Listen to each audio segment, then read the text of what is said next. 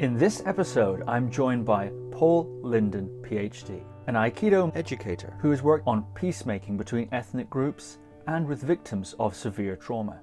We learn about Paul's early days in the martial arts and how a lack of any coordination forced him to completely re-engineer his physical learning process. We discuss Paul's precise use of language, his love of operational definitions, and the remarkable insights he has gained from living with Parkinson's disease for 17 years. Paul discusses his work in Germany, comments on multi-generational trauma in the descendants of both Holocaust survivors and German war criminals, and leads me through a series of live exercises to unlock personal power. Paul also gives his expert advice on the protests and riots occurring in America, including how to act effectively and what he would do if he was in President Trump's shoes. So without further ado, Paul Linden. Paul Linden, welcome to the podcast. Thank you for having me. It's nice to be here with you. So you began training Aikido in 1969, but I'd like to start a little bit before then. Can you give a sense of your general background growing up and how it was eventually that you became exposed to Aikido? Well, growing up, I was a bookworm, not an athlete. Was also on a desert island with my books, and didn't really connect to much or to many people at that point. And when I got to college, I had been keeping a journal that I called a philosophical journal with interesting thoughts. And I found myself becoming a philosophy major. By the end of 4 years doing philosophy, I realized that I could talk for 2,000 or 3,000 more years and still not get any concrete results. I didn't have 2,000 years to wait. So I jumped out of philosophy, having written a bachelor's thesis which said that most of the philosophical problems are personal itches that the philosopher scratches cognitively. You've got to be a little bit weird to wonder if the floor is really there. But I wasn't quite that weird, so I jumped into experimental psychology. And so I was at the University of California at Berkeley, and I walked down the wrong aisle of the bookstore. I meant to get something about brain control of biological something or other. And there was a bunch of books on meditation. And I thought, gee, those don't fit in this section because all the psychologists were trying so hard to be scientists. They wouldn't do anything like meditate. So I looked, and there was a course being taught by Robert Frager, who was a psychologist who had just come back from Japan. And it was a course on meditation. So I took it, having just started to meditate. And he kept talking about Aikido. And my only take on that during the Vietnam War was, oh, come on, give me a break. Who needs to spend time learning how to break people's arms? Then he showed a film of the man who created Aikido the last day of class. And my jaw dropped, and something said, you got to do that. I didn't know why or what, but I showed up to the dojo the next day and never stopped. I didn't know I was allowed to try it. I didn't think I was going to try it. I just wanted to be that way, and it didn't occur to me I could stop, which I couldn't, obviously. So I've spent the years learning how to do Aikido in a Western analytic, non-athletic body. Very different from the Japanese teaching methods, which repeat it, get it in the body, not in the intellect. And I have just, in the last couple of weeks, understood what that process was. It's the quickest way to turn out effective fighters for the castle and the Lord. But if I had been there, I would have taken, as I have taken, 50 years to get it. And I'd show up at the castle and say, I'm ready. And I would say, you missed the war by 40 years, turkey. So I realized why it's trained that way. But it also leads to the inability, I think, to apply it outside of combat. Because you drill the movements into your body. You don't have any overriding understanding of principles, algorithms, so you can use it only in the way it's designed to be used. And I couldn't. And so along the way, I found that it was possible to break it down into algorithms that were simple, concrete, empirical language. I can teach people now to do things that took me 20 or 30 years in 10 or 15 minutes because I've used the analytic Western approach. And it's not quite the same learning, and it's very functional in a very different way. So I've come upon a process that I have to use for myself, and I found ways to condense it and make it quicker. and simpler. So now I can teach in basic workshop stuff that took me 40 years, and in a not so basic workshop stuff that took me 50 years. But it's what I've been trying to do, transfer it where it'll do some good instead of letting it just be movement in my own experience. I want to ask you a bit about that, or a lot about that actually. But Sure. before I do, what sort of topics were you into growing up? You said you were a bookworm. What kind of books were you reading? And what that I guess that might be a long list. And growing up as you did, or going to university in the '60s, were you involved with psychedelics or other aspects of the '60s counterculture? Okay. When I was about third year in 4-year high school, I got thoroughly tired of basic French class. Bonjour, je m'appelle Paul, comment allez-vous? And you say it and repeat it. So I dropped out of French class, got a dictionary, and proceeded to read all the interesting books I've heard titles of in French. I improved my SAT scores by 400 points in 1 year. So that's unheard of. I went into the French teacher's office. I slapped the paper down on the table and said, "See, this is the way you learn French. Give them something interesting to read." So I was reading. I read all kinds of things. The only French title. Let's see, there was a book of Voltaire's stuff, and then I chanced across the original French copy of the Marquis de Sade's book, and that was very strange. What else did I read? I don't know, just lots of stuff. But how did I make the transition into Aikido? It was, if you compare engineering to theoretical physics, Aikido is to philosophy. So instead of thinking philosophy, I found that I could do it. After a while, I found that I could do it.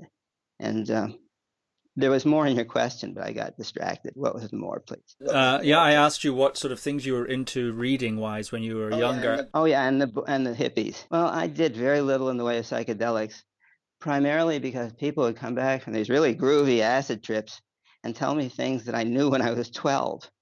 If they had to take drugs to get where I was going when I was 12, I didn't really want to know where I would go if I took those drugs, so I didn't. And along the way, I guess I felt that anything the drugs can do that's positive, I ought to be able to do. It's my same brain. I ought to be able to figure it out. So watch. I can now settle the tremors. I can move the affected part with just a little tremor. When I do Aikido movements, there's very little tremor. I can stand. I can do a lot of things because I've taken care to understand how I do them. So I didn't really hate Ashbury, which I went to a few times, and that was the place in San Francisco, the place. I was grotty. It was kids hanging out on the street corners, panhandling. Nobody had any positive way of connecting with life. They knew what they didn't like, but they couldn't build what they did like. And so I've spent my life trying to create the tools so that we can build what we need. And I've found ways that, well, there was an Aikido seminar in Cyprus about 13 years ago. I was one of the teachers in the course. We had Americans and Iraqis, Israelis and Palestinians, Greeks and Turks practicing together, which was marvelous because they discovered that they liked practicing with their enemies. But I wasn't teaching Aikido. I was teaching what I derived from Aikido, which was a class on genocide. And I started off with the question, you've come to the negotiation table because you're convinced that war just doesn't make it anymore. And the guy sitting opposite you tortured and killed your brother. What does your body do? How will that affect your capacity to negotiate peace? How can you change that so you can negotiate peace? And they understood what I was after because they were all sitting there with their enemies. And that's what I've been trying to do. How did I relate to the hippies? I basically, sitting over there on the bookshelf is a copy of the Whole Earth Catalog, which I don't know if you know it or have ever seen it, but it was a catalog of catalogs. It was the precursor to the internet. When people wanted to know how to get back to the land and make soap, they'd turn to the chapter on making soap, and it would give 5 catalogs on how to do that. So I was a hippie in a sense, but without the drugs and without the the wasted energy of that. I did go to hear Big Brother and the Holding Company live and Paul Butterfield and Company live. So I had a lot of nice memories of the music, but that was different. Not everyone listening will know what Aikido is. I think all martial artists will know because it's a very famous martial art. But could you give a bit of a sense of the sort of martial arts Aikido is? Sure.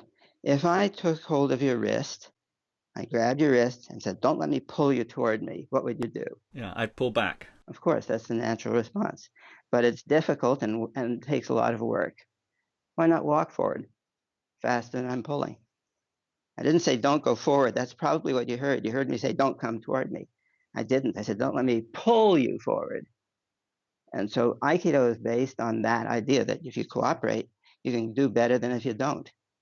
Now, there's another example. If two people were holding your arms, one on each side, pulling in different directions, I guess the person who gets the biggest piece can make a wish. How would you deal with that attack? I would try to pull my arms in towards myself so they couldn't pull me apart. Now, that's what everybody does. How about reframe it? Hey, let's you and me pull on him. You turn and pull with the guy, and then you've got the one attacker's strength added to yours. You see what I'm saying? Cooperation is not something big in our species. We don't do it that well, except when we go to war. But it's the basis of Aikido. Now, a lot of people do Aikido in a way that, let me put it this way. What is a hammer for? What is the purpose of a hammer?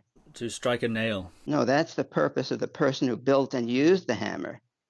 The hammer itself has no purpose. It just is a piece of metal and wood.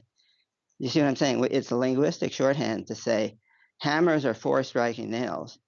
Hammer, as I use it, is for striking nails. You might stir your breakfast cereal with it. So what is the purpose of Aikido? Most people would say the purpose of Aikido is to not fight. And I agree, but how do you do that? And I distinguish between force, physical force, and violence. Violence I think of as the desire to hurt or diminish another human being. Force is just pushing or pulling or twisting. Can you exert lethal force without being violent? I think so. Imagine if you were in the woods and a dog came up to you, a beautiful dog, and had rabies. Would you pet it? Probably not. Would you shoot it? Yes, probably you would if you had a gun, because otherwise it'll die a terrible death and infect other people and other animals. Would you hate it? No, you wouldn't. I hope not. You'd feel you'd feel sorrowful and pity and compassion, but you'd have to kill it. I wouldn't call that violent. I would call that destructive and needful, but not violent. So Aikido is non-violent, and many people mean that should not encompass any force. If it's non-violent, you should be dancing with your partner and not hurt him. Well, yes, that's true. You shouldn't hurt your partner in practice. But there are times when you have to break something that somebody is offering to you, like a knife hand or whatever. And I think Aikido, as a spiritual practice, so to speak, has to embrace violence, not yours, but the attacker's. Because if I come at you as an attack, I'm ready to hit you and hurt you, and you can't deal with that feeling. You haven't really done your meditation. Not Aikido is a meditation.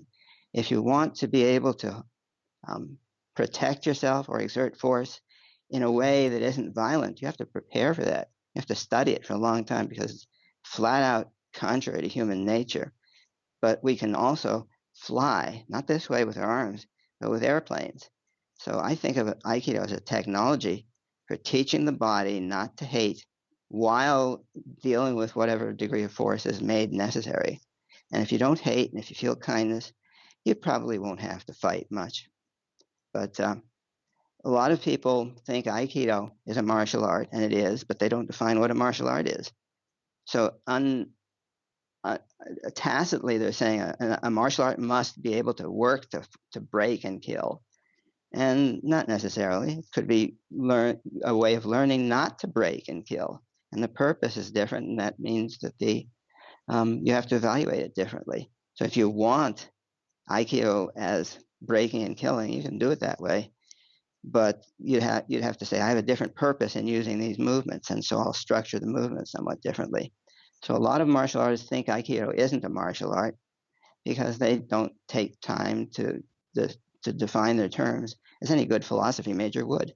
You gave me a series of examples there, asked me a series of questions about pulling and in different directions Right. and so on. And now you're making this point about the difference between violence and force. Yeah. And why is it that these distinctions don't come naturally if they're so much more effective? I can't answer why questions. I can only answer what questions. Why? I don't know. I wasn't there when they drew up the specs for the species, but it may be cultural and may be any number of things, but it takes work to learn to do things well and right and compassionately. It takes no work at all to become angry and I don't know why, but that's what we have. These ideas come to a head in areas like your work with abuse recovery and in peacemaking, Right. which I'd like to come to. You said you've also said, I heard you say on Mark Walsh's Embodiment podcast, you said that you used to be a very angry person, but Yes. that now you are kind. Can you talk about why it was that you were so angry and what procedurally you did to change that? Yeah. Why? I don't know. It seemed like a better thing to do. I didn't know I was going to do it or that I was doing it until I got fairly well into it. Why was I angry? Uh, I don't want to go too deeply into that, but I was raised in a way which left me in isolation and solitary confinement in a sense. And when I started Aikido, I remember people, my first class over 50 years ago, I don't remember too many of the others specifically, but the first one I remember, everybody said to me, Paul, the other left foot, move the other left foot. And it took me quite a while to figure out what they meant.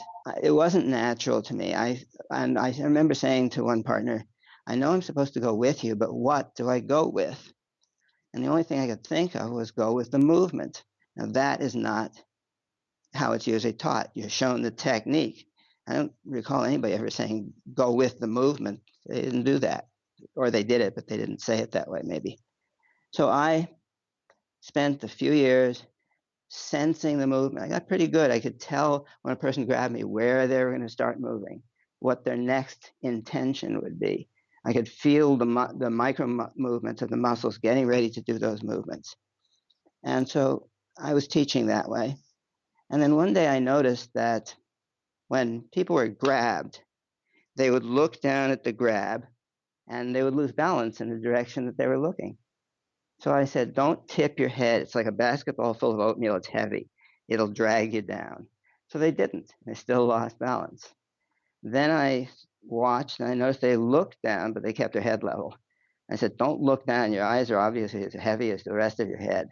And they looked straight out and they still lost balance. And I couldn't think of anything else. And then finally I realized they were thinking down, and that moved their muscles in that direction. So I spent a number of years going to the dojo when no one else was around, walking back and forth the length of the room, feeling this spot, wishing to go there, this spot, wishing to go there. I basically focus on every spot on my body, trying to create pathways through space and add the pathways and see what would happen. And so I got fairly adept at doing that. And that was when I realized that I had developed enough body awareness so I could feel that when people corrected me, my basic feeling was don't give me any of that. I know what I'm doing. Leave me alone. Let me practice, which put a severe crimp in the data pipeline, as you can imagine. So I figured out that that was something I needed to change. And what I don't know is why it became so obvious to me that I should change it in my body, not in my mind, but it did. So I set about doing a lot of exercises based on these pathways through space.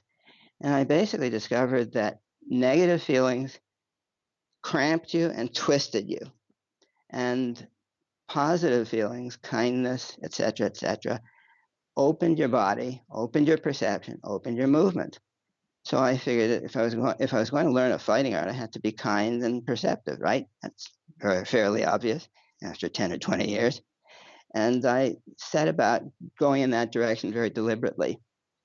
And then I took a workshop with Stephen Levine And he taught an exercise on heart. Think of something that makes your heart smile. And I realized that was the missing key. In Aikido, it's hara, hara, hara. Ground yourself, feel your flow of energy and power. And so I added the heart to that. I'd already been doing some breathing exercises I developed for opening all the spots. And then I put this in, and it became very, very evident very quickly that the nicer I felt toward the attacker, the better I could fight.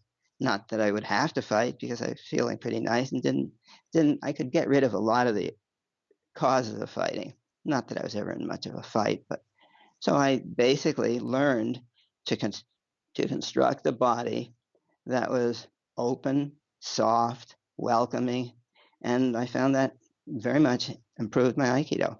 So that's the direction I've gone, and I'm continuing to do that.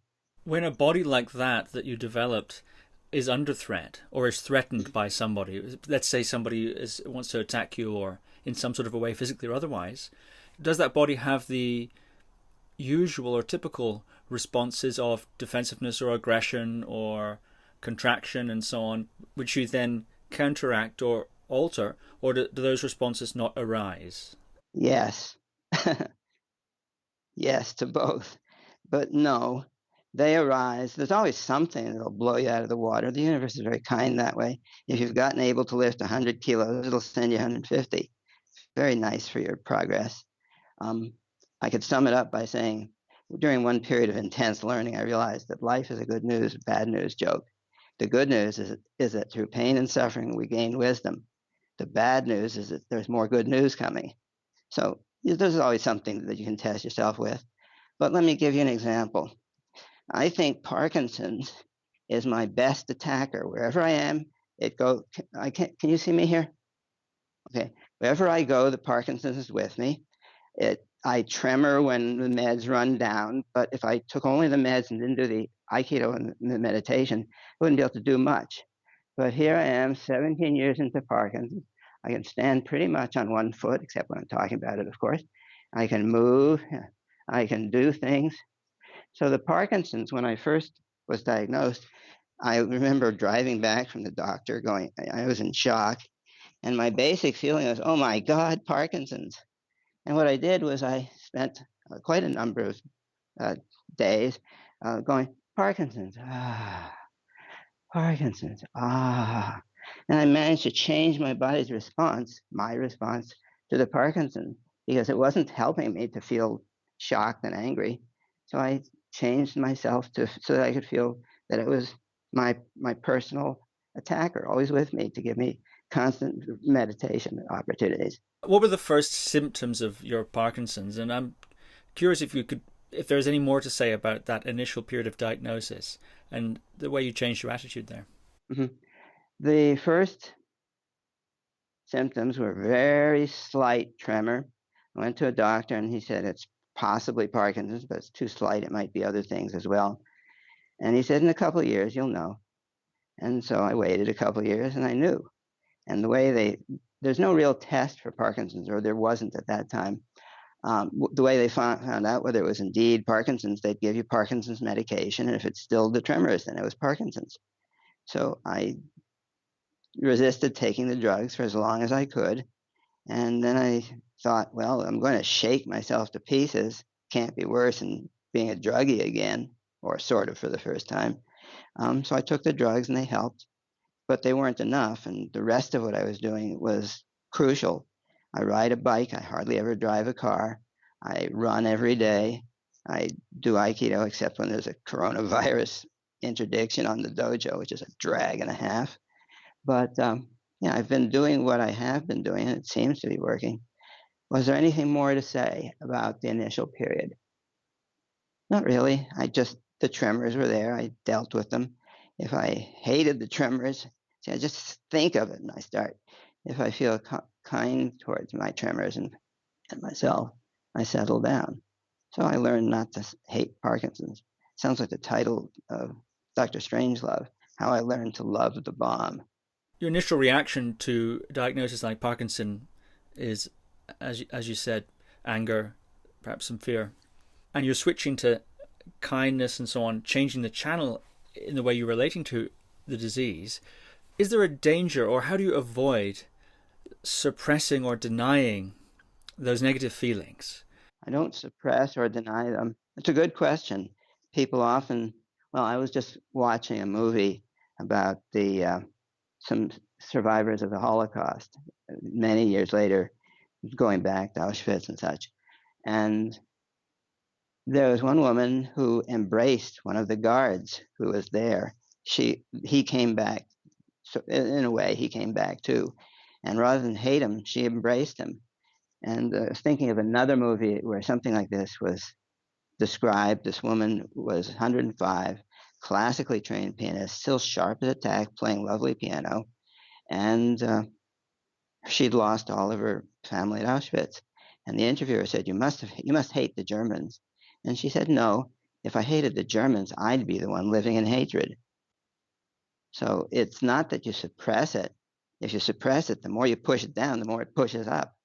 You just acknowledge it and change it in your body. That sounds as though I'm denying the emotions. If you deny them, it won't work. You have to expose yourself to the emotions after you have enough tools to deal with them, and then you gradually change them. If you jump in right away, this is very much, I think, what some people experience in talk therapy. You talk about the assault, and you're practicing being a victim of the assault. If you can first learn the power and the compassion, then talk about it without letting your body go into the natural but negative feelings, then you're changing your habits of thought and feeling, and you're not re-traumatizing yourself. So I don't think you can suppress. Well, you can. I guess you can suppress feelings, and you wind up like that. The only person I think who's really managed to suppress all feelings has rigor mortis. He doesn't have anything left to feel. But I think if you try to not feel something, you're going to lose. You have to feel something. You can't dig a hole in the water. If you just try not to feel, what are you going to feel instead? If you try to cultivate compassion and stability, then you've got something you're trying to do rather than I'm trying not to do anything. It doesn't work that way, I don't think. In your view, what is power? Compassion. What is compassion? Power. And you also use the word stability. And how does one acquire those tools? Okay. Would you stand up, please? You'll notice I can't define things verbally. I have to define things concretely. Okay. Now, as you stand there, feel your breathing, feel your shoulders, feel your stomach, feel your chest, feel your throat, feel your legs. And can you say a word which summarizes for you some pain or injustice, something that really hurts to think about? Can you say something of that sort? One word. Anger. What do you do in your body when you say that word? I slightly contract my stomach and my pelvis tilts forward ever so slightly. Mm-hmm. Well, would that make you more or less stable if somebody were to push on your shoulders? Less stable, I think. Right. Okay. So our way of getting ready to deal with a problem is to make ourselves less powerful to deal with it, less able. Yeah. So what would happen if you let your belly plop loose, if you let your throat and tongue hang loose, and you continued to breathe without particularly breathing in any named way, just breathe in and out the traditional way? What does that do to your body, all of that? More, if you want, centered in the body. I feel more stable within my body. Not so reactive. Yes, that is a definition of stability. Is it physical or psychological or emotional? I'll save you the effort. Yes is the right answer. I think it's all of them, Yeah. My favorite joke is, what's the difference between a duck? And the answer is the one leg is shorter than both of the other one. I tell that joke whenever anybody says it's psychological or physical. There's just one duck there. It's all the same, but we have different languages, different ways of speaking about aspects of it. And what about the compassion part and the power part? Okay. Power is, it takes two people to teach power, because you've got to feel the pressure on you and feel the degree of resistance and ease, whether you're doing it well or not. but I can teach you the compassion part easily. What can you think of something that you could say one word about that makes you feel happy and joyful and protective and friendly? What happens in your body when you do that? I smile. I feel quite good energy. I feel quite energized, actually. Okay, good. Let me get something. I have one right over here. Now, yes. When I throw this yes at the screen, what do you do in your body, if anything? It made me laugh, actually. Okay. Yeah. And what else? Anything else? Let's think. I laughed, but also in a little bit did contract. Yes. Yeah, I It's a contracted my very torso. powerful reflex. Even though you know that I couldn't hurt you with a tissue, even if I were in your presence, and certainly not from this distance, the body sees it as an attack and compresses and contracts. Can you think of that thing that made you smile and feel good inside? Keep thinking of it. Yes! What happens now? The contraction didn't occur. Right, okay.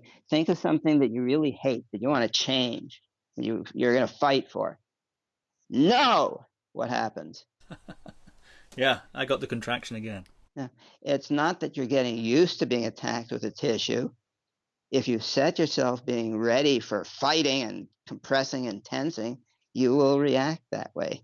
And if you set yourself for compassion and softness, you won't, or at least you'll have a chance of not reacting in the more normal human way. So, what mobilizes a boundary, say a personal boundary, standing up for yourself, for instance, if not some kind of inner recoil that is the thing that one tracks to say, hang on, there's an infraction happening here? Okay, let me ask a question. If I were to come up and offer to hit you in the head with a 2x4 board, uh, would you have to experience it to know you didn't want that to happen? Would you have to feel fear to know it wasn't good for your head? You'll know that if somebody's attacking you, it's not good for you, and that can go on independent of whether your body contracts and becomes less able to deal with it. If you study this stuff, which I admit is a weird thing to do for 50 years, you'll learn a lot of things and be sensitive to a lot of things that may escape many people. Like what you just felt that when you're angry, the attack seems more attackish. One of the things that let's see if this will work. Okay, I don't have much space. Watch me walk, please. And aside from this tether, when you watch me walk, I guess you don't see too much. I'm just walking back and forth. Get angry at something else, please. Not me, not the interview, but something else. Now, how does that change the appearance of my walk? Does it? It seems a little more speedy and what would the word be? Speedy and sharp, I think. Yeah, spiky. Yes, right. I didn't change anything that I was aware of. I certainly did not do anything on purpose to make myself look different. I was just tootling along. But when you're angry, I look more attackish, more hostile. See what I mean? So it's very difficult to be in the midst of violence without letting it enter your body. Yes. That's fascinating. Let's talk a bit about your work in abuse recovery. One of the things that's often said about being an abuse survivor or having someone who has experienced trauma in a certain sense is it can very much affect the way you perceive the world, which is basically the theme you're bringing up here. Can you talk about how you began working in abuse recovery and what that journey was? And then I have several questions, if you don't cover it, about the specifics of your approach. Sure. I was walking across a parking lot in Columbus, Ohio, where I live. This woman stopped me and said, "You don't walk like anybody I've ever seen." Turns out she and I had been in graduate school in the same time period, but totally different tracks. But occasionally she'd seen me walking through the halls. And so I told her that at that point, I was about 30, 35 years ago. I'd been doing Aikido maybe 25 years, 20 years. And I told her what I did. I taught self-defense and I taught movement as such. And she said, "Would that help survivors of abuse?" I said, "I don't know. I've taught self-defense, but I don't know that I've ever taught a person who has been abused." So she sent me 6 people to start a group. Within 10 minutes, it was, aha, this is what I've been training myself for. I can make a difference here. Everything I trained myself in Aikido, etc., etc. Even my love of the Pogo comic strip, an old comic strip in the American newspapers, I used that. I used the type of humor. I used everything in service to these particular clients. If I was teaching a golfer, for example, I didn't need everything. I just needed the swinging, the physical stuff. So I was fascinated, and I realized that I could change the world by doing this. And at the time, I wasn't so precise or brief about it, but it worked, and I started doing it, and more I kept doing it. When I first was working with them, one of the topics that comes up all the time is empowerment and forgiveness. Maybe that's two topics. But what is empowerment? A lot of people think that if you hit a couch with a tennis racket, that's empowerment. Or you stand and push on the walls, that's empowerment. I think that's body awareness of how you create certain amount of power, but it isn't empowerment. If somebody came to a therapist, a verbal therapist, for work on fear of water because they had nearly drowned, you could do a lot of work, productive, crucial work on fear of the water. But if that's the end of it, you've turned out a healthy victim just waiting for another drowning opportunity. Somebody has to teach them to drown, to swim, and swim not with gritted teeth, but with joy in the medium. So that became something that was very clear to me. You can't just teach people to grit their teeth and get through it.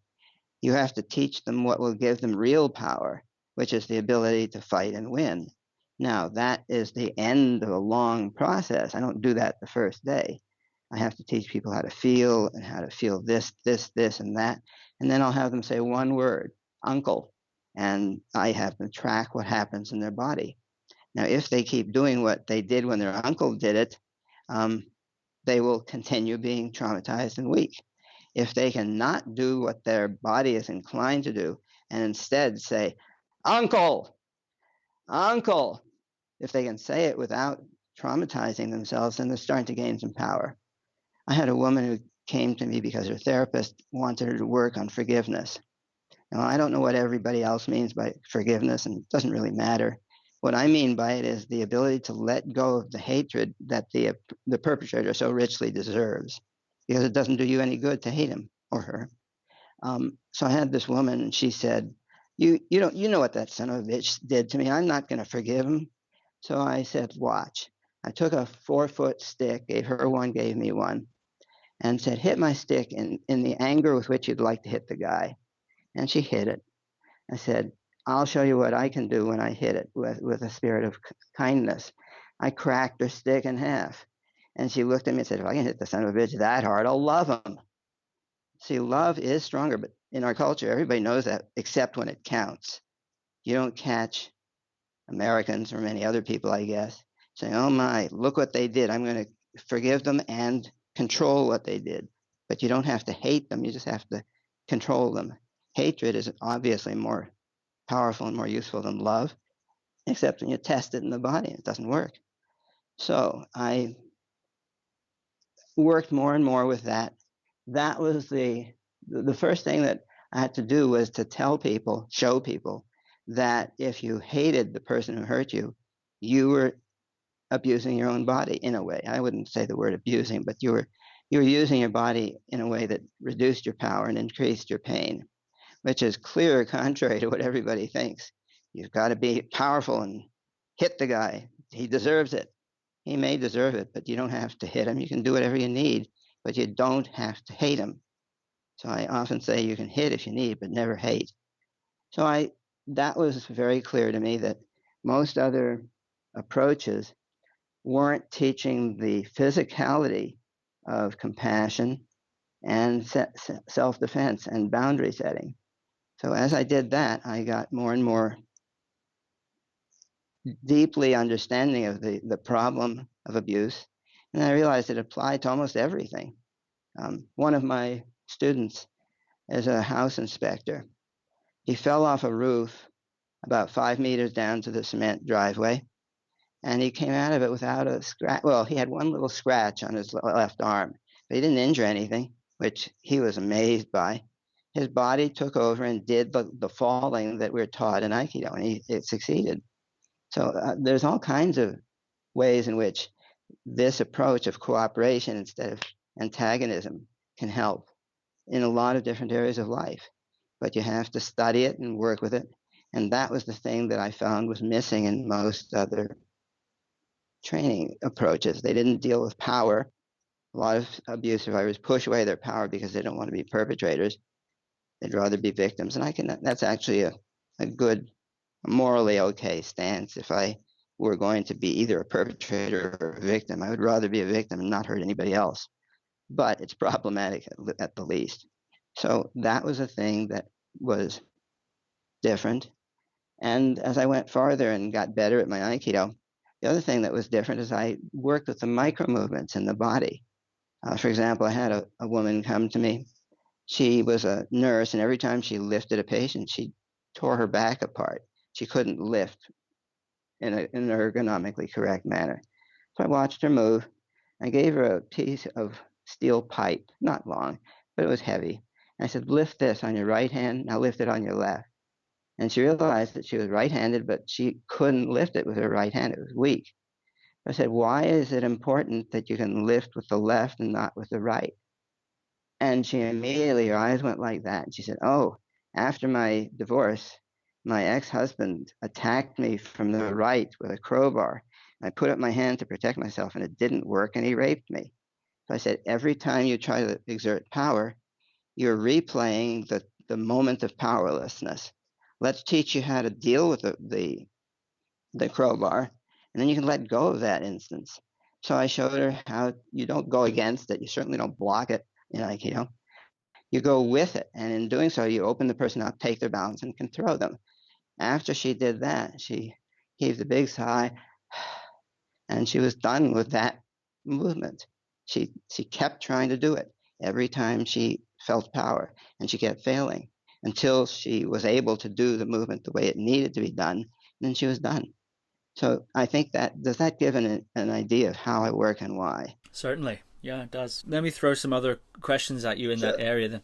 So one of the things about abuse that I think is very tricky is, well, two things really, but one of them is that let's say in the case of something like childhood sexual abuse, the consequences or the coping strategies after having been abused, say at a very young age, can be quite pervasive through the person, such that that an awful lot of development has happened since the injury, since the trauma has happened, or maybe in conjunction with it happening. How do you address trauma that occurred very early in development and has subsequently woven itself quite pervasively through the way a person perceives things, through how a person reacts to things, and so on and so forth? Yes, good question. If a Martian landed its spaceship on your front lawn and said, no, I don't want to see the president or the king or something, I want to ask you, what are human emotions? We get your TV up on Mars, and we don't have emotions. We don't understand a lot of the stuff on the TV. I've been sent to find out. What are human emotions, please? How would you answer? That's very interesting. How would I answer? To a Martian, then, I would probably say biochemical responses in the body interpreted through the mind, developed evolutionarily to ensure survival and replication most of the time, generally speaking. Something like that. Would he understand what human emotions are now? No. Okay. What I would do is I'd call up an Excel spreadsheet and I'd give him a list of things. This lump, when this hole in this lump goes up, that's what the earthling is likely to do next. When this hole in this lump goes down, especially watch these wormy things here, if they do that, run. So I'd give him a list of all the possible emotion actions, and he'd know what to do next. He still wouldn't understand human emotions in the sense of experiencing them, but he would know what to do with them. What is trauma? So you ask the question, doesn't it pervades the whole development. What is trauma? How would you describe that? I think trauma would be a stuck response. I don't think it's necessarily the response that's the problem. It's the inability to either relax the response. One gets stuck into some sort of response towards something that's no longer actually occurring. So you're sort of walking around as if it's happening very subtly, or relate to things as if they're happening very subtly, something like that. Right. Yeah, it's a good definition, except it's useless. Sorry to say that. I define emotions as actions you do in your body. Feelings are what those actions feel like to the person experiencing them. Trauma is not a noun. It is in English, but it isn't. It's not an object. It's a constellation of actions you do in the body. So if I learned that looking to the right is going to get me hit, I'll always look to the left. And if I keep looking to the left and I'm constantly living out the experience that I had in the trauma, in the initial assault, I am continuing to do in my body what I did then because I learned I had to do it. So trauma is not a noun, it's a learned constellation of behaviors. So where does your lap go when you stand up? It doesn't go anywhere. You don't have a lap when you stand up. This may sound strange, but if you stop doing one emotion and start doing another, you're not doing the first one while you're doing the second one. So what I try to do is, you're right, it pervades everything because it's a learning. Kannst du etwas Deutsch sprechen? Ein bisschen. Okay, ich spreche vielleicht ein bisschen besser. Okay. If you don't know a language, you can learn it, right? If you grow up in an English-speaking country, English pervades your whole experience of life. If you go somewhere else, you can learn it and relearn it, and it'll be different. So it's not that I have to pry apart everything that happened. I just have to create power and kindness in the place where they don't have it. And then they will start to rejigger all their responses to other things because now they have new resources. So I know that when you studied philosophy, from what I understand, you worked a lot with language. Mm-hmm. So I fell there twice into your definitional trap. Yes, of course. We went into different ways of defining the word definition, I suppose. Can you illustrate the trap that I fell into there, and why it is that you take the position you do on that? If you say trauma as a noun, people are traumatized because terrible things were done to them. It makes it sound as though there's an object that has to be changed. If people, can you traumatize a corpse? I suppose in the medical sense, if you damage the tissues, it depends on what you mean by trauma. Exactly. If you can't change the person's behavior, they're meditating, they're going to stay still no matter what you do. But if you traumatize a live person, you have taught them, no, they have learned something about their own capacities and the world. And if you change their capacities, they begin to change how they are in the world.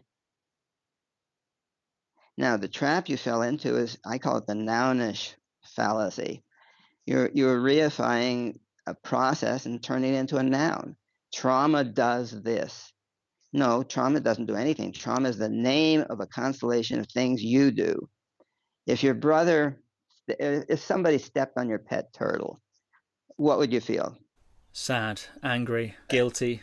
And where would you feel that? Where would I feel it? See, that's a strange question.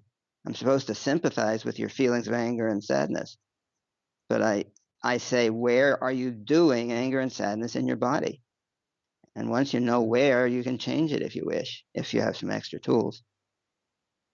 See why I call it the Noun-ish Fallacy? If somebody put a knife into your chest, the knife is not a verb, it's an object. It goes in and it cuts you. But if you take something that's a behavior and make a noun out of it, you think it can be pulled out like a knife or something, but it isn't. It blinds you to the fact that there's things you're doing and that you could do things differently if you had different resources. Very interesting. I know you've worked with lots of different sorts of abuse situations, or people who've been in lots of different abuse situations. I'm wondering if you have any specific insights or anecdotes from particular areas of abuse. For instance, you talked about the Holocaust, mm-hmm. and I suppose that would be what would that be, epigenetic or multi-generational situation Yes. there. Yes. Is there anything specific in insights you specifically gained there? You were in I know you've worked in Germany, and there's sort of two sides of that. There are the descendants of the victims, and then there are descendants of the perpetrators who themselves, it seems, can have a certain sense of group guilt based on the Yes. actions of their Very much predecessors. do. They're all victims. Even the perpetrators were victims. But okay, I can give you one anecdote. The first time I taught Aikido in Germany, it was at a university. And afterwards, being at a university that had great physical education facilities, we all went in to take a shower. And I stepped into the group showers and I froze. I hadn't expected that. Do you know why I froze? I can guess, yeah. Yeah, because somewhere I knew as a piece of information that the Jews were taken off the boxcars and put into showers and gassed. But I didn't know that it had entered my body that way and that I would have that reaction. Another friend of mine who was at another conference was on a train. He was taking a train to someplace, and he was in the car looking out the window. It was an express train, and he saw all the Germans lined up on the platform waiting for the local, and he froze because he had it, being Jewish also, in his bones that the Germans watched the Jews being herded into the cattle cars and taken off. I don't know how those things are transmitted to create such a deep effect, but they are. And you have to work with them. If you don't, you transmit it down through the generations. We're seeing right now in the States, President Trump offering violence as a solution to the black insurrection, really. And he's offering to do more to them of what has been done to help them feel better, I guess. But it's an easy mistake to make, especially if you think that power is powerful. What do you mean by that statement, power is powerful? And what would you do in his shoes if you were in his shoes now? I'd love to be in his shoes. The first thing I'd do is I'd say, look, we're all screwed. This country was founded on genocide and slavery, and we're living with the results. We have to speak about that, turn our bodies towards a different way of speaking, so that if you accuse and feel angry, you're helping the other side feel angry back. We all have to take responsibility for our own bodies, and we have to do something better than what has been done.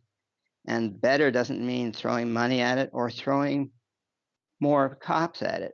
It means we have to recognize that we're all humans in the same way. And when I say slavery, you can't afford to let that rule your body, nor can I. So I would start by saying we have to feel and let ourselves be vulnerable. The more vulnerable you are, the less you can be penetrated. Does that make sense? No. Everybody wants to do this to stay defensive and protected, right? But if you're tight and protecting yourself this way, you can be poked or punched anywhere, but you can't move. If you're like this, you're free to block. So the experience that I come from is the more available you are, the less available you are. So you have to be available because somebody has to start somewhere. We can't all wait for the other guy to start. I'm not saying any particular person should start, but I'm saying if I were in Trump's shoes, I'd say, look, I've got to take responsibility.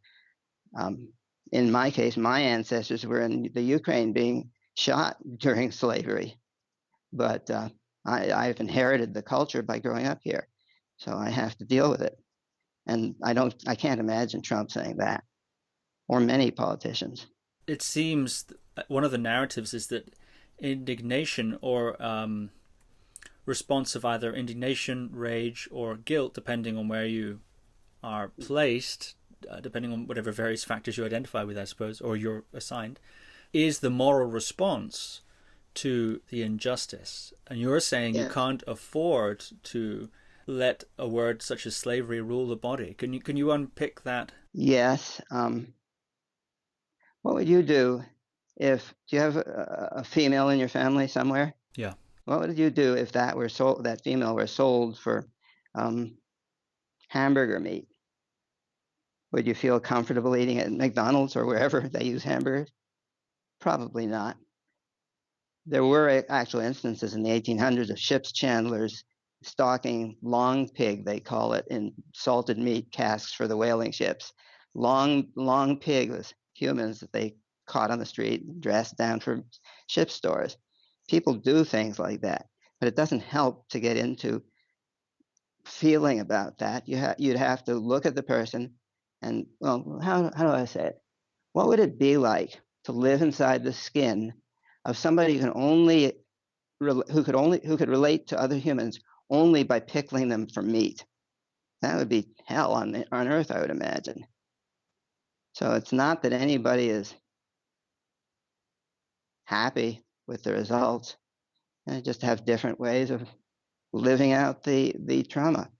But that's something that you have to do. You have to say, let's talk about it. Let's look at what happens. How does power, in our cultural definition, create this separateness and the dehumanization? I think power and love, well, the phrase I often use is power without love is brutality. Love without power is ineffective. So do you want to be ineffective or brutal?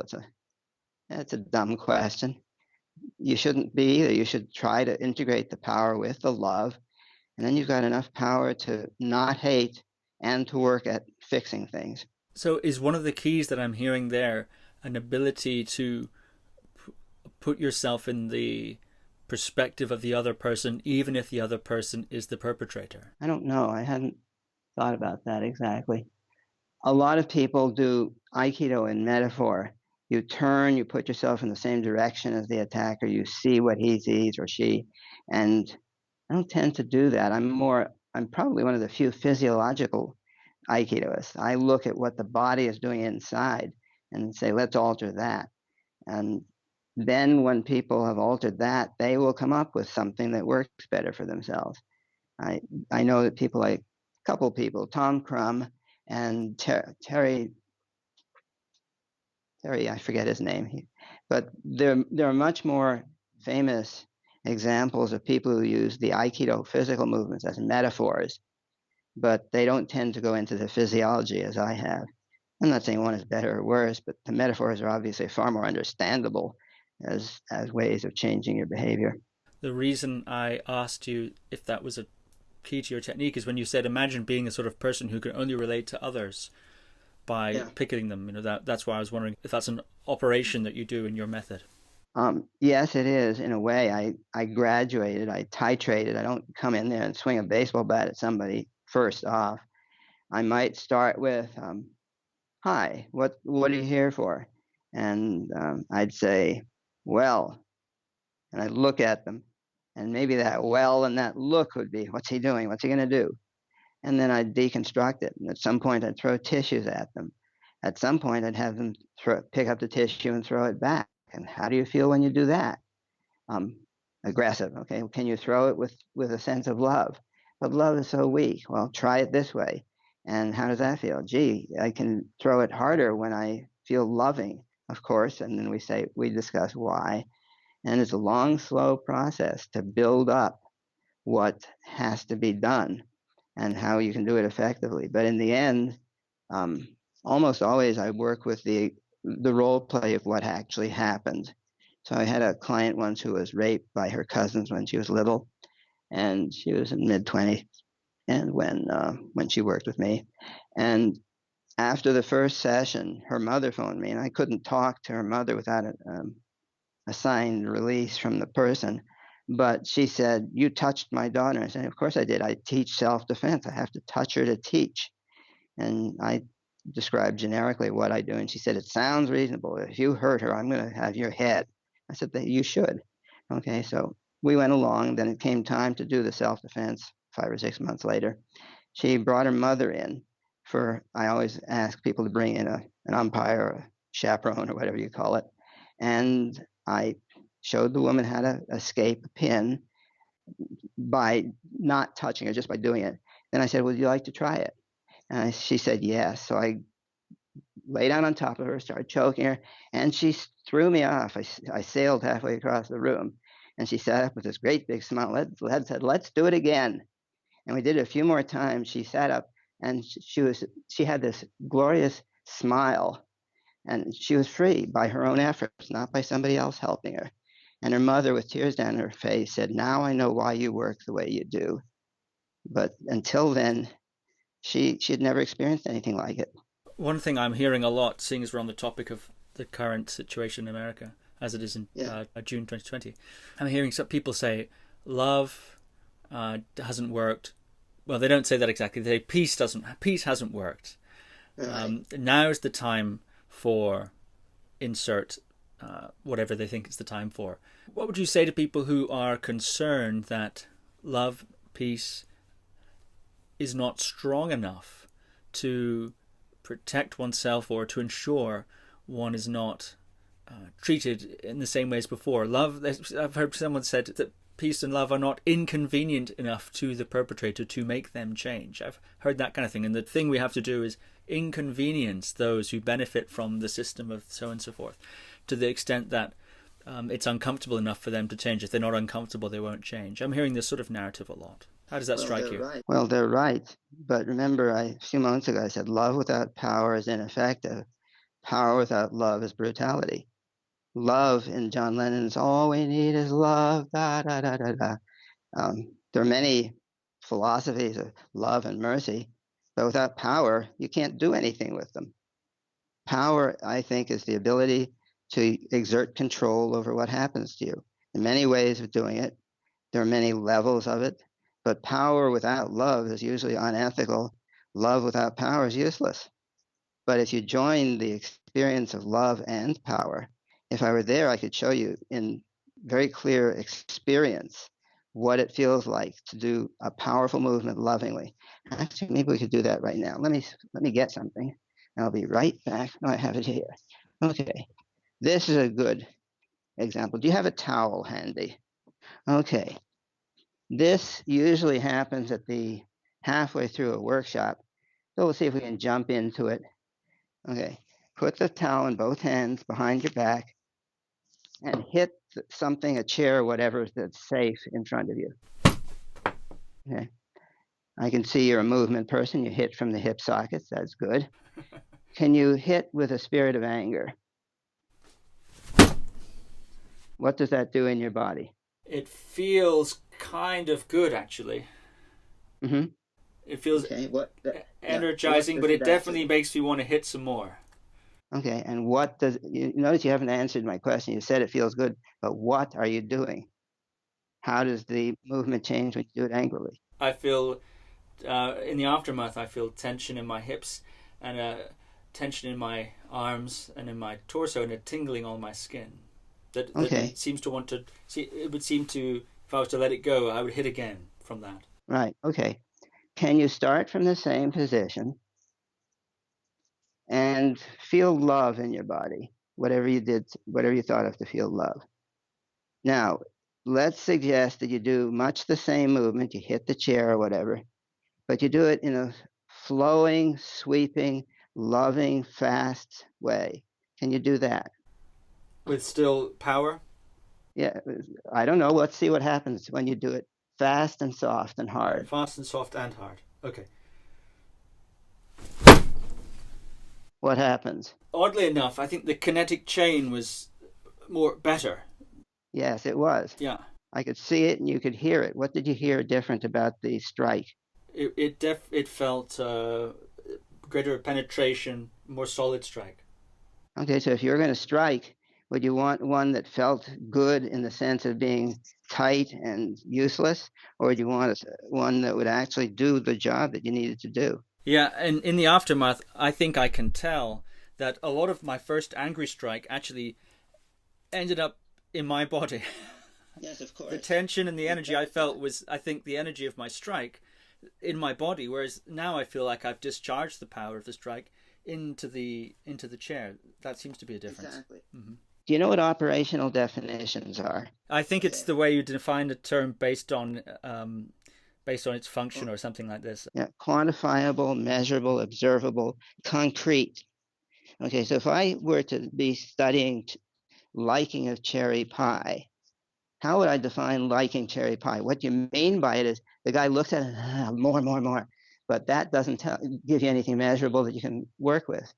If you define liking cherry pie as eating a 3-ounce slice twice a day for 6 months, that guy likes cherry pie. Now, we could quibble about how much and how often, but what I'm doing is substituting for what I really mean, the mental equivalent. I'm substituting a behavior that's observable and quantifiable. That's an operational definition. Notice that when I defined love, I didn't talk philosophy. I said, do this, what do you feel in your body? That's an operational definition. Now, what I do is I teach people, my students, how to reframe actions in the body as beliefs about the self in the world. Does that make sense? Yeah. So if you're doing this, I don't just say, here, you're tightening your shoulders. I help them dig out what its job is, what it means to them. Then we've got an operational way of setting up a belief to test. Does it work well or not? Which we just did. I don't say, no, you should be softer and more loving. I described how to do something, and you felt that it was more powerful. So I think of that is essentially the scientific method. You don't go on beliefs and gurus. You go on testing of the concrete action. And if you do that, people can experience, oh, I thought love was this. That isn't love, that's weakness. And I thought power was that. That isn't power, that's anger. But if you do the things that I'm teaching, that's why it took me 50 years to figure out what to do and to make it simple enough that others could. But power and love are inseparable. And if I may say something that's not exactly PC, a great slogan, one of the two best slogans to come out of the 60s, fighting for peace is like fucking for chastity. You ever hear that one? Mm-hmm. That's what we're talking about. You can't fight and love. You can love and protect yourself or do what you need to do. But if you're just involved in the power aspect, that's fighting and violent. If you're just involved in the love aspect, I suppose that's better, but not what I would wish. I just had a light bulb there. I think anyone who's listening or watching should try that, because one of the lingering question was, when you're angry and you want revenge or you want to act forcefully in some way, whether it's defensive or offensive, why on earth would somebody like that want to even experiment with feeling love and then acting? It seems like you'd be giving away the source of your power, which is the emotional grievance or the emotional charge inside that makes you want to do the act. If I start feeling love, maybe I'll become passive.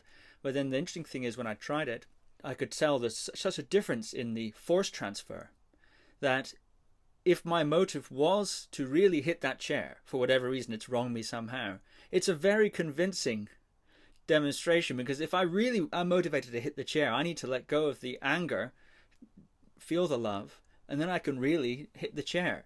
But then at the same time, that totally changes the range of options that I'm willing to consider in terms of my action, because now I'm no longer held by the anger. I've got this loving feeling. I can still do the act if I want, but it opens up a whole range of more creative possibilities that I previously wouldn't have even considered, for fear of loosening the whole hold on the anger, which is I need the anger. That's my power. That's what we're all taught, and it's not true.